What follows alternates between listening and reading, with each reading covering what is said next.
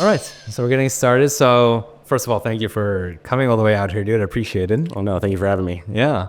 Just go ahead and just introduce yourself, man, so we kind of know who you are first. What do I talk to you? Do I talk to the camera?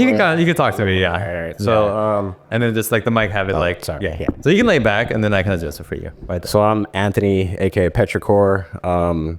I run an underground collective called Destroy Planet Earth with me and, a handful of friends that revolve as far as like, putting in the money, organizing the parties, put our input.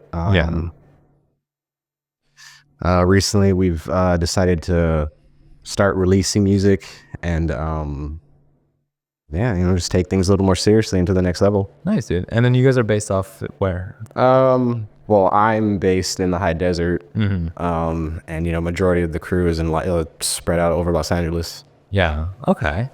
Cool. So yeah, honestly, we always just start by just getting to know you a little bit more prior to the music. So let's just go ahead and get started off by really just talking about like what your background is and where were you born and raised? Well, Southeast LA, born in Whittier.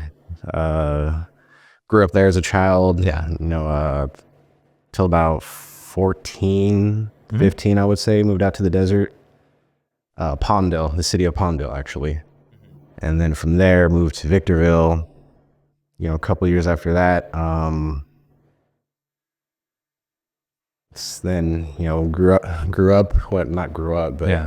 became 18, 19 years old. And that's when I got first introduced to raves. Okay. Can we swear? Oh no, yeah, go for it. By all means, yeah. This is a sure helps you relax. Yeah, no, that wasn't go for it, dude. All right, nice. But yeah, that was the first time I did. Well, not the first time, but one of the first times I did ecstasy was at this underground rave in Lancaster. It was actually at an MMA dojo. Like they rolled up the mat and just shoved everything in a corner, and they just threw speakers and like a little. We called it the sun because it was just a yellow light. Okay. And it just tripped us out. And I remember walking through the crowd. Just bring it in front of you. Yeah, sorry. So yeah, that's okay. I remember walking through the crowd, and the people like made a circle, and then this chick just like floats in. She's like boom, boom, boom, like just first time ever seeing shuffling. And in my head, I'm like rolling, and in my head I'm just like, wait, you can dance to this music and it looks cool, like, yeah, boom, like mind blown. And it just got me. I'm getting the chills still talking about it. Really? This is fucking like, it was December of 2009. This was okay. What, 16 years ago? 15, yeah, 15 years ago. Damn, it was forever ago. But and you were how old? 18? I was 19. Oh, 19. I just turned 19 in June of that year. So let's see, like, how did that kind of lead up to? Because you said I'm assuming you've never heard of EDM music. You never heard? No, I have actually. Oh, you have? Okay. One of my earliest influences was my older sister playing hard house and cleaning. Hard house? Yeah, like she would play, I hate to fucking name drop, but she would play like, DJ Henry, House Connection 2 with Bad Boy Bill and Richard Humpty Vision, when you used to go by Humpty Vision. Like real old school shit, and then it just came back around for some way in the ways of the world. It came back to me, and it slowly came into that going to that first rave, and then from there it just grew. So at least at first rave, was it more like, oh, your buddy said like, hey, let's go check this out. You're like, fuck it, let's see, and then you just go. He hands you the pill. It was pretty much caution to the wind, like you've never done this before, like break out of your shell and do something new. Were you very like more introverted side back then? I would say very much so. And would you say that like that kind of got you out of your shell? Because at least for me, I was a very like shy introverted kid, and then I remember when I started going to raves, that started to like get me more comfortable. Yeah, being more social. Yeah, exactly. No, absolutely. I would say I'm getting the chills talking about this, just thinking about it. Like, damn, I haven't thought about those memories in a long time. But yeah, it was very I can't even think of the words to put it. It was just a means of me to break out of my shell in a lot of ways that I didn't realize until I reflected on it years later. And even thinking about it now, like very like interesting how the trajectory just like I'm switched. assuming, did it like escalate? The shows got bigger, the shows got longer. Were you reaching to the point of like, because that sounds like an underground rave that you went to. It was the first, and I still to this day do not know who put it together, who was DJing. Like all I did was show up with my homies and my homegirls, and that was it. Damn. And I've asked everybody I know. There was this MMA dojo on Avenue I or somewhere right there in Lancaster. Does anybody ever know about it? Nope. It's like it wasn't a dream because I was there. I had other people that were there too to back me up, but it was just,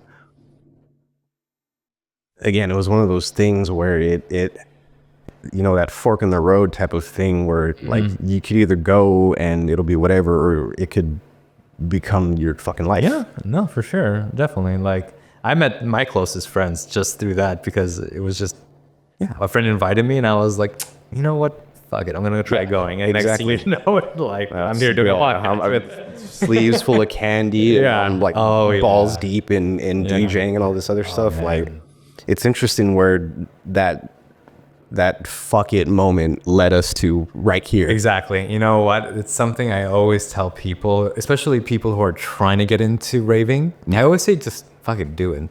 You never know where you're going to end up. You never know where it's going to lead. You know, I've got probably the best stories just from raving. Yeah. I'd agree with that. I'm assuming you've gone to the big festivals too, as well. Oh, of course. EDC and not EDC. I never, that was one of those things where I had the chance to go to the last EDC in Los Angeles. Was it 2010? I think it was. I think it was 2010. Yeah. When they were like busting down the fences to get in and shit. Oh, I heard about that. I didn't go. And then I heard all the stories like the weekend after or whatever, or the week after the party, and I was like, fuck. Yeah. That's the last one. But before that, I'd gone to Beyond Wonderland. I went to the last Escape at the NAS Center before they switched it to Glen Helen. Like, it was like 2012, 2013, something like that.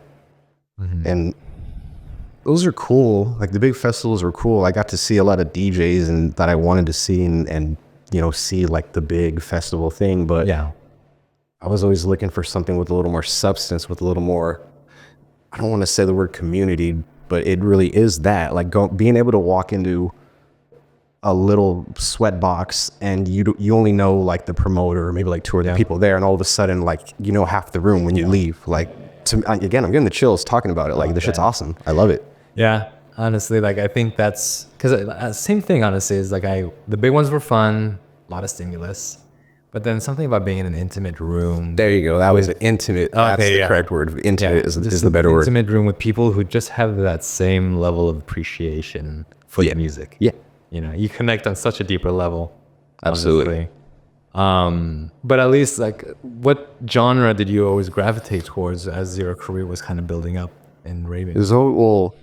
I would say consistently it was always a minimal sound, but it went from the typical electro house hard style to it's my journey from here. Like minimal house and like experimenting with like breaks, and then actually finding what is now considered proper techno, or the original. It's even dumb to say now, the original Los Angeles sound, which is like the more minimal jacking, like piano stabby Detroit shit. I mean, would you say like it's kind of LA has kind of lost that sound a little bit? I would say LA became too much of a stereotype. Interesting. In what way? Like that techno you see on like what I mean by that is how someone from New York has their own ideas, or someone from Miami has their own idea, who's never been to Los Angeles has, the LA people are like this. Yes. Like techno has like taken on, it went from being underground and having its own personality to whatever it is now. Yeah. No, that's true. That's fair. Honestly, that's fair. I've kind of especially started to see that after COVID time, because I feel like there was such a massive boom on the popularity of it. you know? So I don't know. You gotta, in my opinion, when I go to shows now, you get a different type of community. Yeah. Younger, not really familiar. They're not informed. Yes. Educated. Yes. Yeah.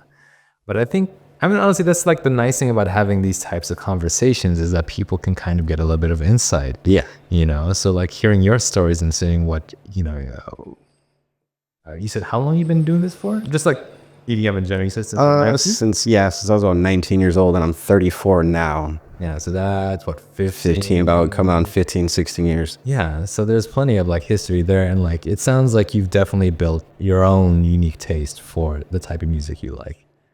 I'd like to think that. I think everyone should have their own opinions and their own standards for what they like.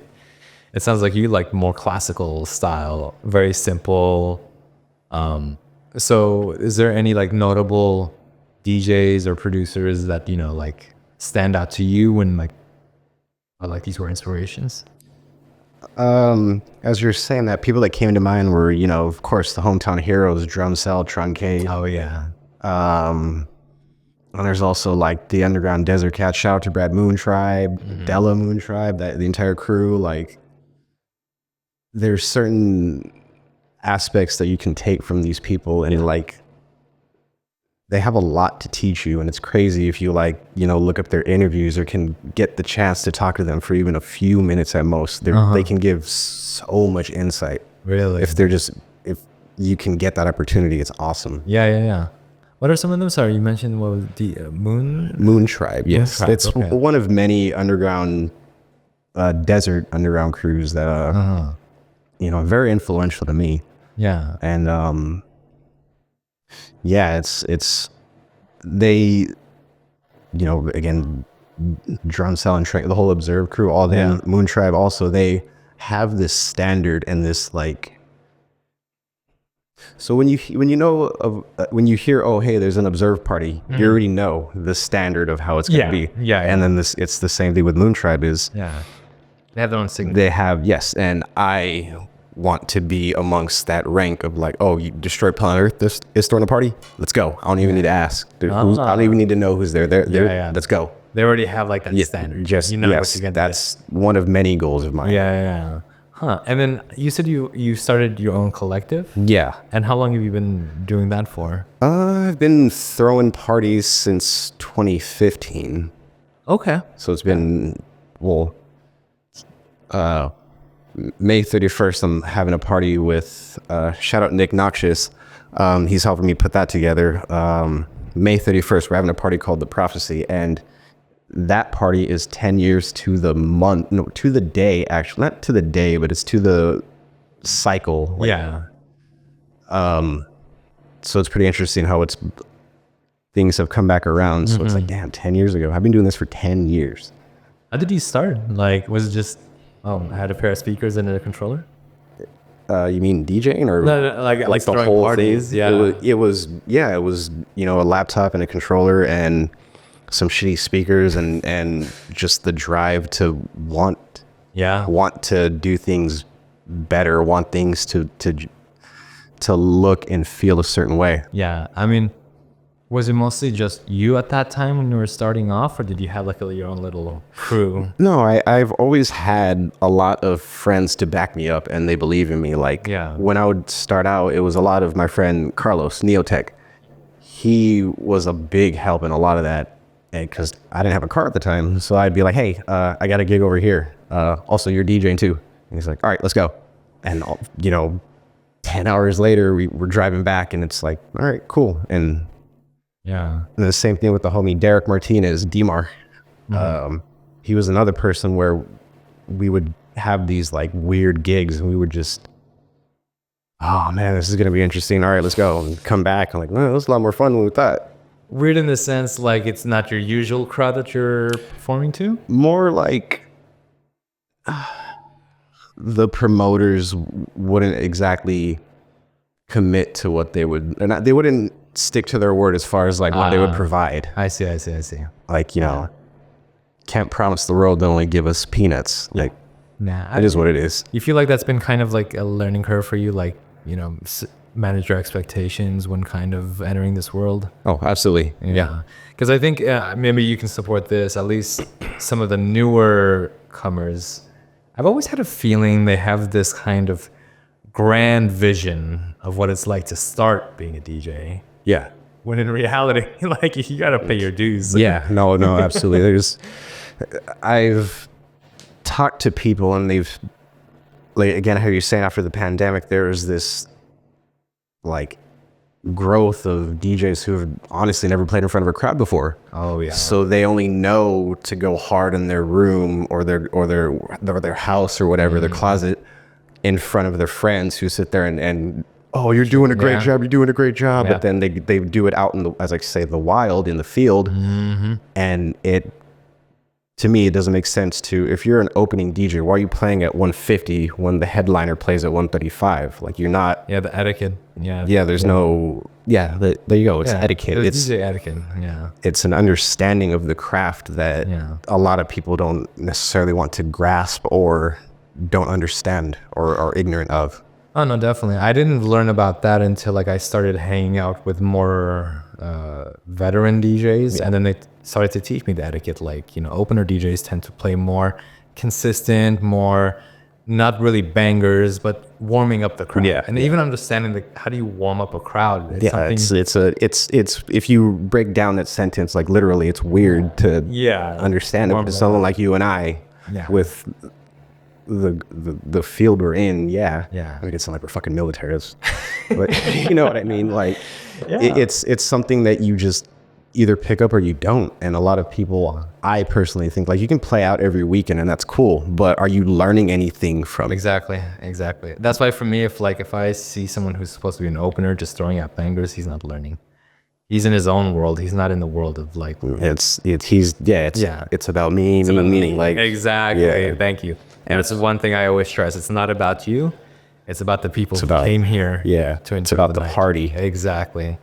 Can you tell me about the first time you performed in front of a crowd?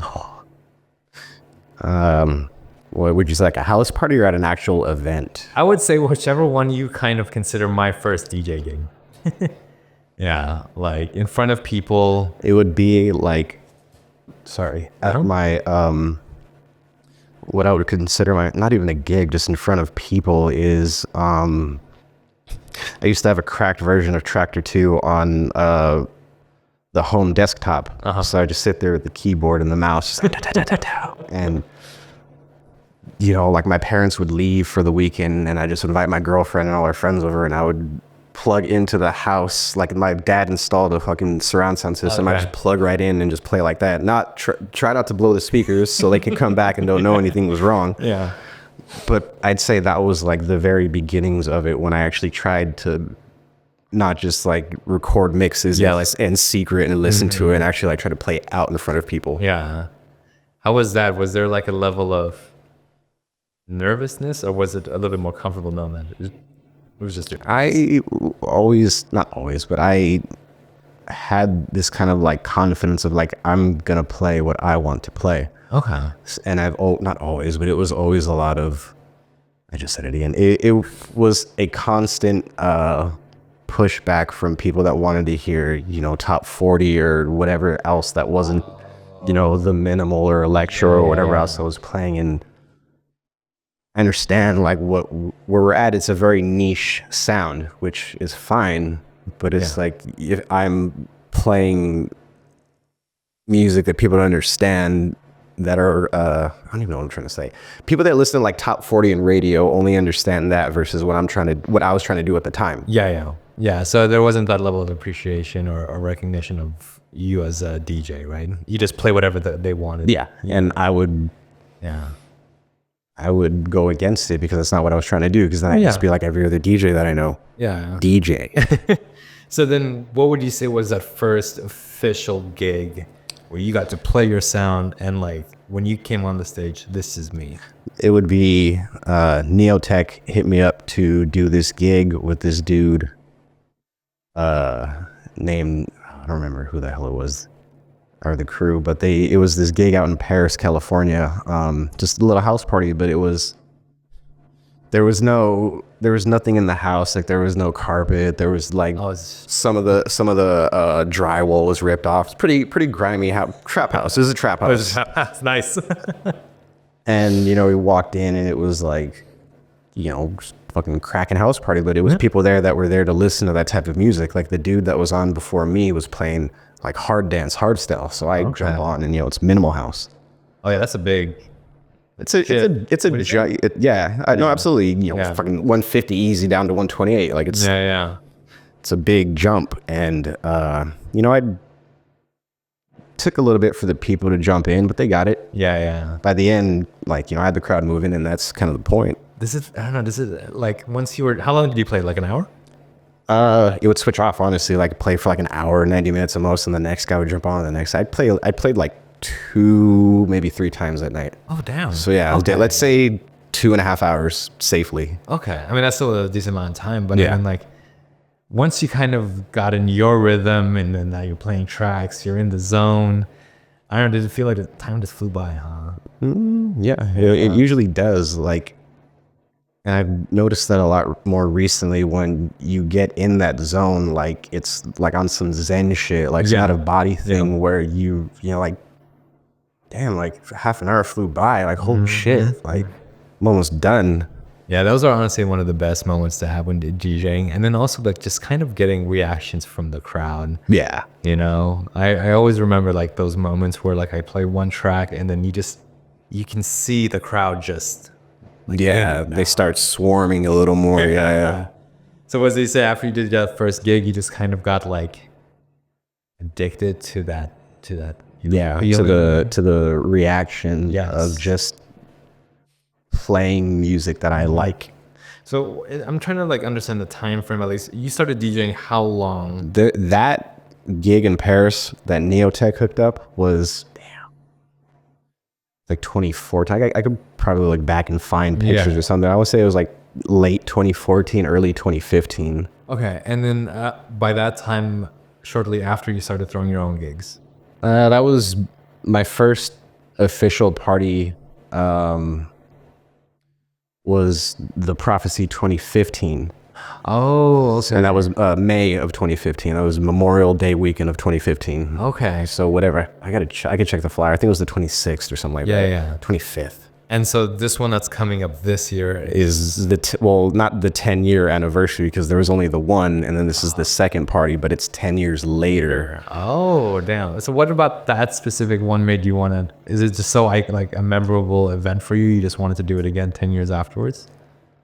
I just think the timing was good. Yeah. It made sense to, okay, it was 10 years ago, it makes sense to bring it back. Like, why not? Yeah. It's a little something different from the other ideas we have out. So like, can you maybe go a little bit more in detail about like what this one will be different compared to what you're used to? Well, the other parties we throw are straight techno, like straight legit proper techno. Okay. And that's a sound that I definitely want to push out. With this one, I'm working with my friend Nick Noxious.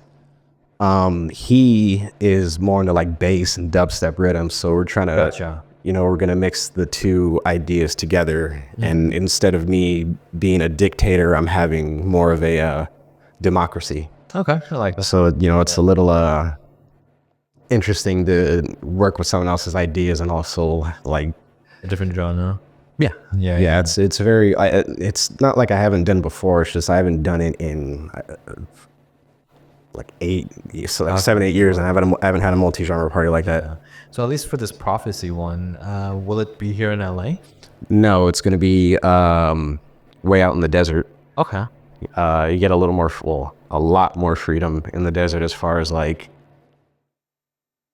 just everything. It's that feeling of like, I could spread out and like, but like, you know, internally, emotionally, like physically, you can literally let loose a little more. And that's what I appreciate about the outdoor open air parties versus the warehouse parties. Serve their purpose, and they've always been dope. They've always been the shit. Yeah.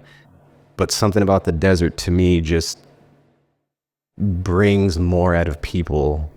I think so too, honestly, because for me, like I've had my raving career with pretty standard big music festivals, When I started taking DJing more seriously, my first events, my first gigs were out in the desert. Yeah. So I've done a lot of desert parties, and you're so right on that. Like you just nailed. What's it? Hit the nail on the head. Yeah. It's just, I don't know, just being out there in the middle of nowhere. The only thing you can hear and see is just the music. Yeah. You know, it is really like a nice way to disconnect from the world. Truly. You know, and just go find like some artists you would never normally really find unless you come to these like desert events. Yeah. You know, and just being free. And I want to kind of get more into like that world that you've been in, because I don't feel like a lot of people really get to hear much about them, you know? So you said desert parties were a big part of your, you know, background. Yeah. Throw a lot of them out there. Yeah. It's funny you say out there, because that's another party series we have is Out There. Oh, yeah? We just had that party. We flew out Nina V from Portugal. Oh, shit. The second time we had her out. But this time it was in LA. And again, it's interesting how you said out there a few times, and I had to point it out. Yeah, I think it just comes with that, like with that world. You say like, oh, it's out there. Yeah. No, where are we going? Oh, out there. Yeah. So it's a common saying. But so for that one, for like the parties that you throw outdoors, is it just kind of like your collective, or do you kind of collaborate between multiple and make a? I try to. No, I don't.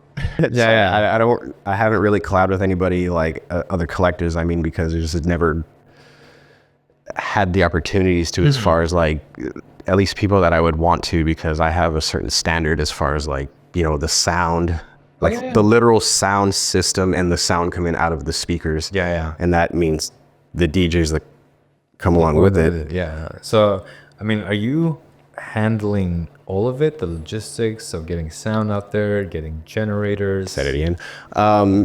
Yeah, from, you know, the ground up, you know, coming up with the names, the flyers. I don't make the flyers. A lot of this stuff is not, I guess, outsourced, but I reach out to other people and, you know, rent sound systems, talk to all the DJs that I know. Like we have our own roster of DJs that I can, you know, rotate. Okay. And it's not like the oh damn, I can't even talk. It's not like the fucking the names are recycled. It's just like, you know, again, like I have enough to be able to rotate it and still bring in headliners that can pull crowds, whether they're local or out of state or the country. So I mean, but do you have like friends supporting you, helping you? Yeah, no, it's not me putting in all the money. I'm just the one spearheading the whole thing. You're like the project manager. Yeah. There you manage all the heads, which honestly I feel like it takes. Yeah, it's a lot of work, because I've absolutely a few, nothing crazy, but a few. But yeah, and honestly, you need a solid team. Yeah, you know, it helps so much. 100%. You know, like everything you mentioned, and I think that's what, you know. Another thing that like I just love that you're bringing out a lot of these things, because it's something that's not really often talked about. It's just like the amount of effort it takes to throw a proper party. You know, like the sound, the things you have to align to make it happen. You pretty much have to make the planets align. Exactly. It feels like that sometimes. When the day comes and you make them the last call. It's like, hey, ready? Let's do this. You gotta be there. Bam. And you show up and like, you know, like the ants are moving around and working. Yeah, I'm getting the chills talking about it. It's an awesome feeling to like, damn, like all this worry, all the pressure, all the money, the blood, sweat, and years put into it. It's a good feeling to see it all come together. To see your vision come together. Yeah, and 100%. Like especially like, and I can tell like you know your stuff, because when you said, oh, I'm specific on my sound. You know, some people who aren't familiar with that don't get it, but like, you know, the speakers you choose make a big difference. Yes. The DJs who play on those speakers make a big difference. And that's, we were talking about this earlier, is a lot of DJs that I've noticed don't understand playing. They think playing on a Function 1 system means playing on, you know, whatever shitty JBL system they have at a low budget underground. Yeah. It doesn't equal, and it blows my mind how people don't understand, again, the craft. It's a craft. It's an art form. It's not just who can go the hardest, who can play the fucking fastest. Yeah. And honestly, like even like when it comes down to like song formats, like MP3 versus WAV files make a big difference. Honestly, yeah, I didn't think so, but Yeah. I just one day I was like, you know, let me try it real quick. And, Right? I was like, okay, I've been playing on that. yeah. Yeah. So it's funny thing is like these things, these little tidbits, you don't learn until you're in it. Yeah, until you're like there, you're You're like, like, why isn't it sounding good? Why is that DJ before me sounded so much better than I am? You know, it's just things like these little curveballs that life throws at you that you just kind of have to learn. But you know, like managing parties and throwing parties for what almost more than 10 years now. oh yeah, what I'd say about. What's like, what's the drive now? Like, what is the vision you're building towards for yourself and your collective? Well, as I had mentioned earlier, I want us to be a staple in the Southern California techno and rave scene. Yeah. And that might seem like a big, outrageous goal, but if the homies can do it, there's nothing from stopping me doing it. Also shout out to Siren from Techno State. He's the one who put me onto a lot of things that drove me to where I am now. And I really wish that fool could understand like the knowledge that he put onto me, that just like it worked in a lot of ways that I didn't understand when he was telling me. Like the industry knowledge of like the things he's learned. All of it from the top, from the bottom up. Wow. Like you just hit a gold mine then, honestly, with that knowledge, huh? I was, in a lot of ways, I feel, pass the torch and be like, if you want to, pretty much like, if you want to throw parties, you want to throw dope ass parties like we do, this is how you do it. And you sell for nothing less. Yeah. And I'm in his fucking kitchen and he's telling me this and I'm all faded like, you're telling me this, really?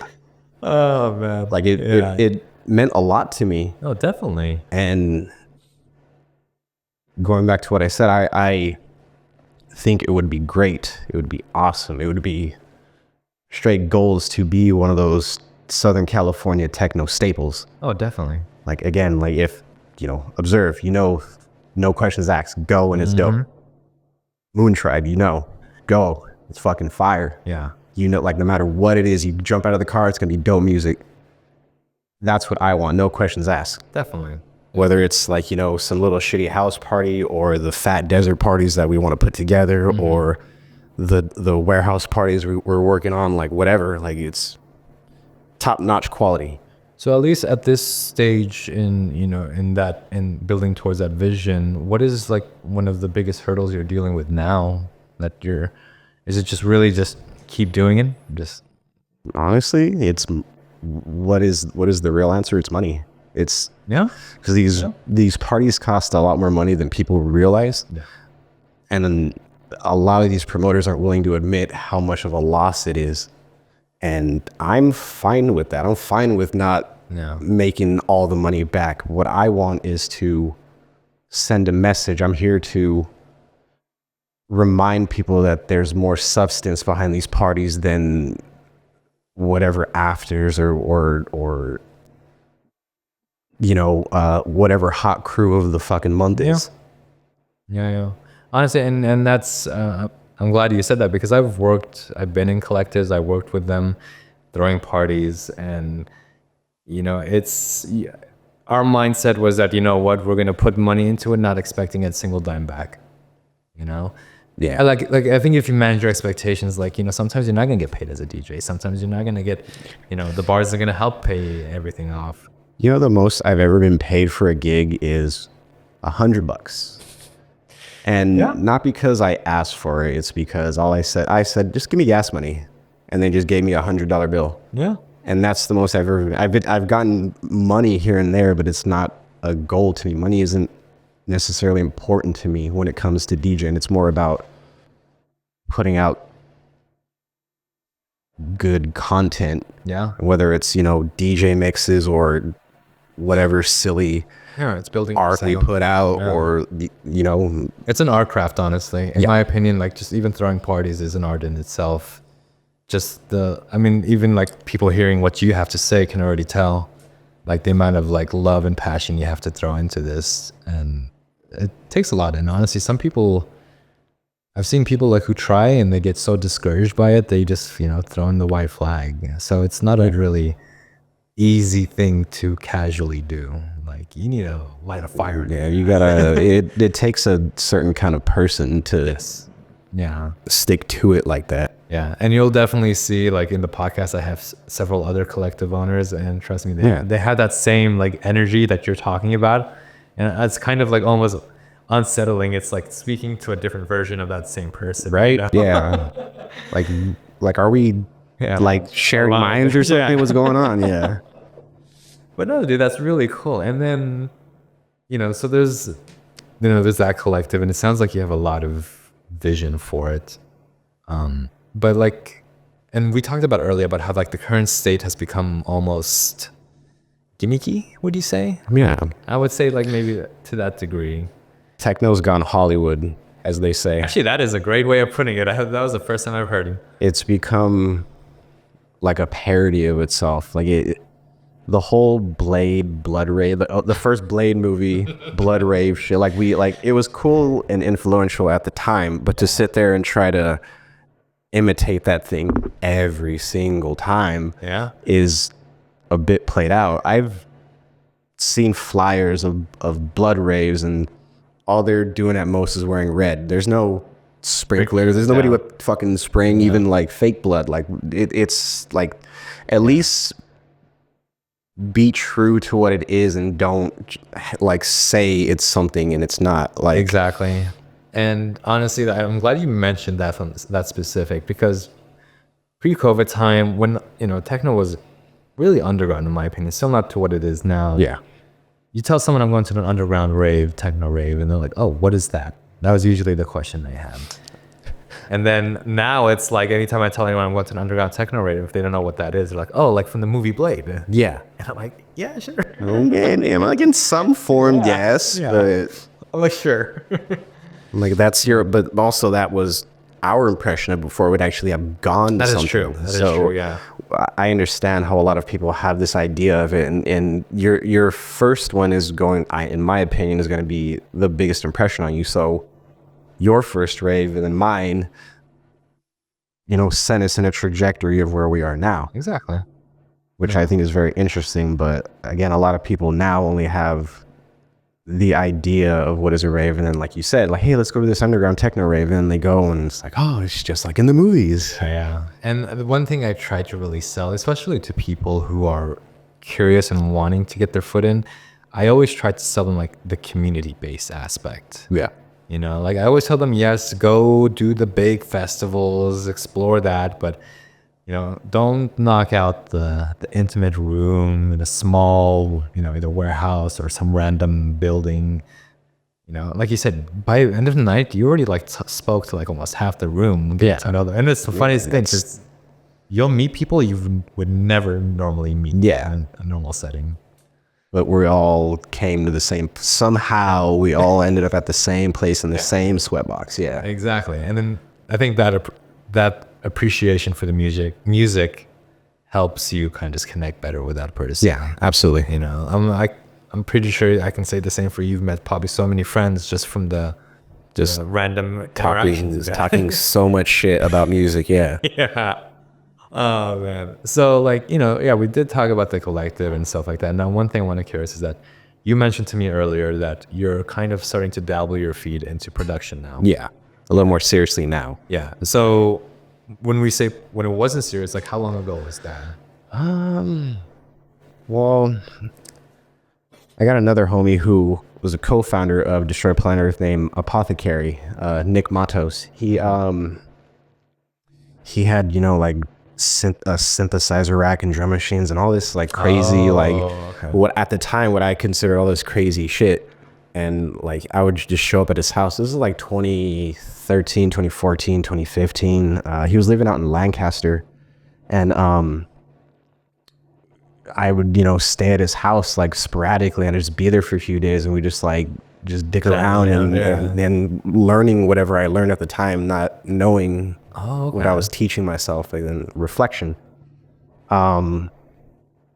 from there, it went to, you know, cracked Fruity Loops, the typical like, and I always, well, still to this day, I always had this like expectation out of myself of like, I want to, the music that I DJ with, I want my music to be able to stand right next to it, and you can't tell as far as like the quality of it. Yeah. And it's in a lot of ways a hindrance, but in many more ways it drives me to want to make that. Yeah. So, you know, from there, the Fruity Loops thing, I eventually got a cracked version of Ableton 9 in like 2016, I think. Okay. And, you know, I had the Push 1, and I would, you know, dick around a little bit, but I'd never like sit down and make something cohesive. It was more just, you know, fucking around and find out, see what comes out of it. Yeah, pretty much. And, you know, I'd put that to the side, and I was more focused on like DJing and like, you know, I would go to a techno state party, and I'd actually listen to the DJs, and I'm listening, like I would know one song that they're playing, and I try to listen to the transition out of it. And I'm like, I don't know what the fuck they're doing. Like, how does it sound this good? Interesting. And it would be the same, you know, techno state. I go to Moontribe and listen to Brad Moontribe DJ. He's probably one of my biggest influences as far as like desert DJing. Yeah. And but the way these dudes would play, it's like on some other shit entirely. And I'm standing there like, I want to be that fucking good. That's how good I want to be. Yeah. To the point where I'm DJing and you don't even know it's in the next song. It's been 20 minutes. And you don't even know I fucking switched 3 songs ago kind of thing. Honestly, those are the best. Just you get lost in the trance. Yeah. Yeah. It's my cousin Bogart says this, like, he's like, it's all trance, cousin. It's all trance. Yeah. And I was like, you're fucking high for you bullshit, dog. But, you know, again, reflecting on it, like in my room late at night, I was like, damn, no, he's right. Because it puts everyone in this weird trance. Yeah. Honestly, that was like my early rave careers. I was first introduced to dubstep. What caught my attention was always house and techno. Yeah. And what specifically was with that, you know, sometimes it'd be like, I look at my watch, oh my God, an hour passed by. Yeah. And then, oh my God, like 3 hours passed by. And next thing you know, it's 6 a.m. Fucking sun's out and they're kicking you out and you're just like, what do I do? Yeah, no, exactly. So that's why for me, I think like when it comes to house, techno, and trance, they're all like just under one umbrella. Yeah. They all are trance in one way. But you know, sorry, back to what we're talking about. You're producing music, but you weren't really taking it that seriously. No, not at the time. So leading up to it, how long have you been taking it seriously now? I would say within the last like year and a half is what really lit the fire under my ass. Well, what really was my homie Renato Ocampo, Segway One, he started releasing tracks. And this is like a close friend of mine I've known for like 10, 11 years. Yeah. And within the last like 2 years or so, he's just been like releasing music on like serious labels. And like I we're hanging out for his birthday and he was just talking to me about it. And he was just like, the things he was telling me, I was like, no shit. Like this, what am I doing wasting my time DJing? I'm already good at it. Like, no. Make dope music. Make the kind of dope music you play. Yeah. And I've always said for fucking ever, I'm like, if the homies can do it, I can do it. Like there's absolutely nothing stopping me from reaching these same goals that my friends have, if not more. 100%. And that's something that, you know, me, Renato, Derek, we're always talking neotech. Like we're all talking to each other, and the way we push each other to do better, like DJing. And now it's to the point where we're more into wanting to make music and not waste time with it anymore. Instead of like having all this nice shit, like there's no point in just having it, and if there's like you're not putting anything out. Yeah. So I mean, it sounds like you already have like a supportive group of friends. Friends absolutely. Release. Really, I really do. Do you feel like having that accessible has helped you progress in your producing much faster if it was just on your own? Yeah, I would agree with that. I really do agree with that. My friends believe in me there's always the artist insecurity and the self-doubt, but I'm always reminded by my friends how much they believe in me and how much I believe in them, and we do our best to show that. And it's we've developed this synergy where, like, as an example, like we would send, hey, like I'd send Derek and Renato, hey, I'm working on this track, let me know. And like, oh no, yeah, it's dope, and they give me they wouldn't tell me I suck, but they would give me constructive criticism. I would tell myself that, but they wouldn't tell me that. Yeah, it's every producer. You what they call, you are your own worst critic. Yeah, yes. Trust me, I'm the same way with my producing as well. But I think it's good because I kind of fell into the pit hole of, I wouldn't say it's a bad thing, especially when you're starting off, but like being surrounded by people who can't give constructive criticism. Where I had friends like say like, oh, it sounds great. It sounds amazing. Like they're not willing to, they're not open to hurt your feelings. Yeah. I would even more so, it's not even like a lack of knowledge. It's just they don't know what to say. Exactly. Because I've also been there too. Yeah. But, but then I was like, I'm not progressing as I would. And so I went out and I started to find mentors or producer friends. Yeah. And just having someone and like, here's my track, rip it apart. Yes. Tell me. Brutally honest. Yes, I live for that. Yeah. Yeah, and then you kind of start to see your weaknesses in producing. But, you have friends who maybe that's their strength and they can kind of help you with that. Yeah. So at least you said you've been producing for about a year now? A year and a half? A little more seriously. Well, a lot more seriously, yes. Is there any expectation of a release this coming year? I'd like to by summer, but I'm not gonna.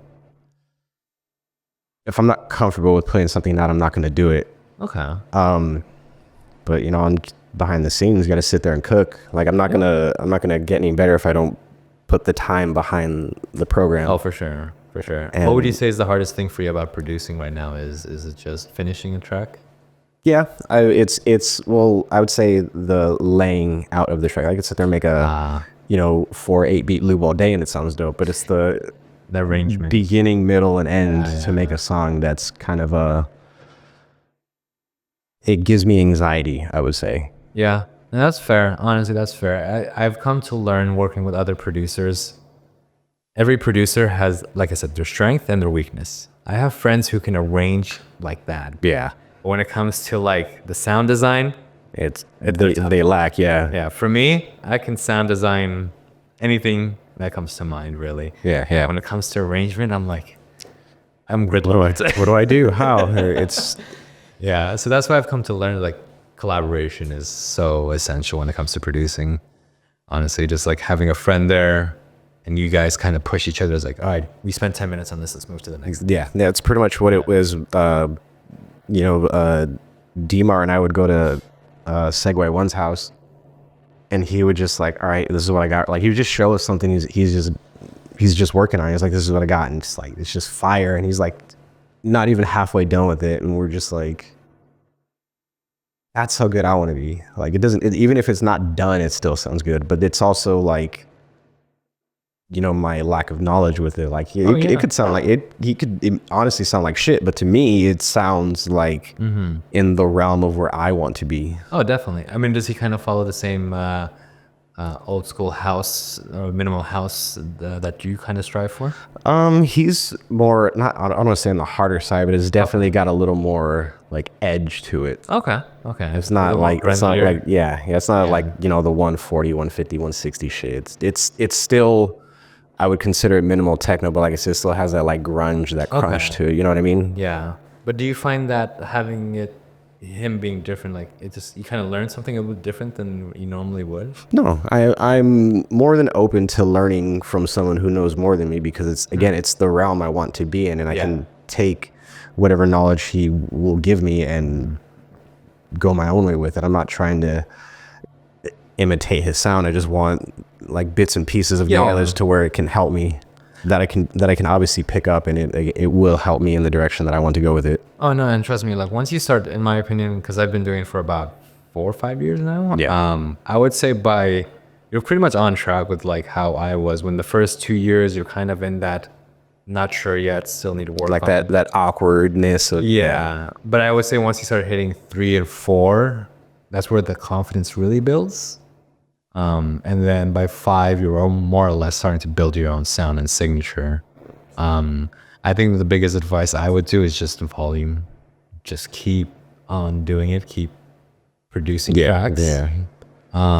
Because that's how you learn what you don't like.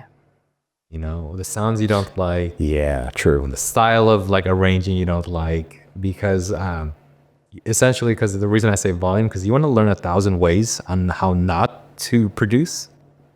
And then you eventually find the system how you like. Yeah. A workflow. Yeah. A workflow, yeah. Something that was drilled into my head about, Polywog K. Oh yeah. He love that dude. That guy is, I fucking love that guy. Yeah. One thing he drilled in my head, he's like, don't worry about nerding out on the numbers or whatever little shit like that. Get comfortable finishing a track. Yeah. And that's like the anxiety of it was like, get over it. He told you to get over it. Stop worrying about it so much. You know, maybe one thing, because I feel like we kind of struggle with similar thing, is one thing that I tried doing. Actually, before we go into that, when you went to your buddy's place and he had all the drum machine, and all that shit, did it just flow for you when you were playing with them? It was like, I would say, well, I swear to God, I finished or what I thought would be like 4 or 5 songs, because it's all I had to do was hit record in Audacity, bam, and just go. Well, obviously like build the material and then hit record and make it all like, which was cool. And it was still like, very simplistic, minimally house and shit. And it was cool for what it was, but it also taught me like basics, that again, reflecting on it, taught me basic song structure and like you said, sound design and making the sounds match and it all doesn't overlap and muddy and like, because it was all just raw electricity and I'm controlling the volume. There's no like, mixer. It was just all straight volume on everything. So I had to sit there like manually turn the volumes down and everything. It was very, very primitive setup, but it was dope. Like you stand back and just let him do his thing. He would like some crazy shit. Okay, we're gonna have to probably look into that, dude. That sounds very interesting. But yeah, what I was kind of like leading towards is that my workflow I've come to learn is that if I'm sitting there with my 8-bar loop and I'm just like copying and pasting and trying to arrange, I lose interest and I disconnect from that workflow. Yeah. So more or less, I kind of I took my push too, and then I just set it up so that I can press and play my 8 bars, like, put in the drums and press a button. Put in my hi-hat. Yeah. That for me, having a little bit more interaction with the song structure has made it so much more fluid. Now that you mentioned, that makes a lot more sense. I gotta go home and try that now. And honestly, I would love for you to try it, because like I will be bringing you back on, and I want to see like how you progress. The progress, of course. Awesome. Hell yeah. But then that's the thing. It's like it's just a learning curve, and honestly, like in my opinion, the first 2 years of me producing were probably the funnest, because that's where you just learn so much. It's a lot of experimentation. Exactly. The creative juices are just flowing. Just flow. Yeah, and it's honestly, I think you're pretty far ahead, because what you have that I lacked was that community of producers.